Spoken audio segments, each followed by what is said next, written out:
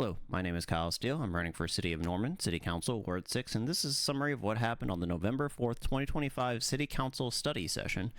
The first part of the meeting was regarding the removing of an ordinance, that's been around since 1954. Essentially, the ordinance states that if there's 4 or more people living in a single-family home who are unrelated to each other, that's actually a crime in the City of Norman. I'm sure a lot of people didn't know this. The reason that this ordinance is being requested to be modified, if not outright removed, is because it's tough to enforce and investigate, and it's quite a timely investigation as well. Essentially, in the past 3 years, there have been 28 cases of this that have been started, or investigations started around this rather, but only one of them has resulted in a citation. And in reality, this issue of problem houses, that's kind of what this ordinance was originally meant to tackle back in the 50s, can be addressed by other ordinances that have been added over time, such as noise complaints, littering, parking violations, things of that nature.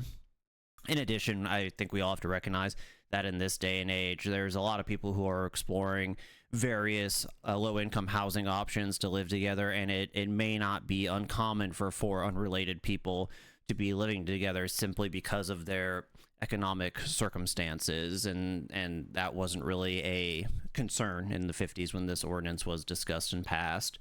Essentially, this ordinance is going to be discussed by the appropriate commission later this month, and then it'll be circled back to the City Council for consideration with whatever recommendations they have with it going forward. The second section of this meeting was in regard for a potential bond issue for a permanent homeless shelter in the Griffin area. Now, for those of you who have been following city politics for multiple years now, this is essentially the issue that was voted on in 2020 and did not pass. At the time, it was for a $5 million bond. It needed 50% plus 1 to pass, and I believe it got around 48%, and it failed a lot, along with a lot of other bond issues at that time. However, the discussion, it revolves around putting it up again to the vote of the people, most likely around April, and the reasons for doing that is because by the time it's on the ballot again, it'll have been about 6 years since the last vote. A lot has changed since then, and in addition, a lot of other things that were voted down on this same ballot back in 2020 have slowly been getting passed in the past 6 years. So there is some precedent to say, like, hey, let's revisit this issue on if we want the funding for a permanent homeless shelter via a bond.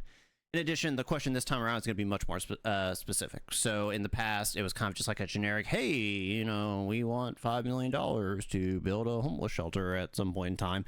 And that got voted down, whereas the question now would revolve around a specific site plan, location, an updated amount, etc. So it's a much more essentially concrete plan as opposed to a, hey, this is something that's going to happen sometime in the future, maybe.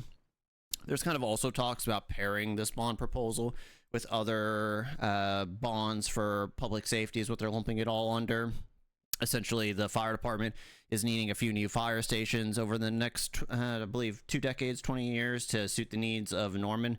And the police department is also needing a new headquarters, essentially, because the one they have is not suited for their current needs, and it would cost too much to renovate. The thinking is basically, homeless, fire, and police. These are all public safety concerns on some level, and so you can lump them under the same bond, and it would still make sense from a voting perspective. It also was brought up that people who tend to be pro-police are usually anti-homeless shelter, and then vice versa. A lot of people who are pro-homeless shelter might be against additional funding for the police, and so this is kind of a way to try to bring those groups together, have them see some common ground in a fiscal compromise. Now, that being said, the city staff is still going to do some polling around this issue and see that if there is an appetite to pair all these together in one bond proposal, and the target date for that, as stated earlier, is going to be sometime around April. There's also a special note here that the homeless shelter question is almost certainly going to be on the April ballot because they're essentially just updating and retooling the question from 2020. So all that work is already done. Whereas the questions regarding around, the numbers and locations and other kind of minute details for a police station and fire stations, has not yet really been completed. So if that's not completed by January, which is the deadline for an April ballot, then the city may just have to move forward with just the homeless shelter question. However, city staff is going to kind of do their best to pull all their resources together, get the research done, and try to have it all in either one big question or three minor separate questions for that April ballot. And then finally, kind of to go along with the proposal for a homeless shelter bond, the city council is discussing the purchase of the Griffin Memorial Hospital land between the area of Alameda and Maine. That is where the permanent homeless shelter would go if it was approved. However, this is being discussed in an executive session, so there's nothing I could really say on it at this point in time, because that information isn't known.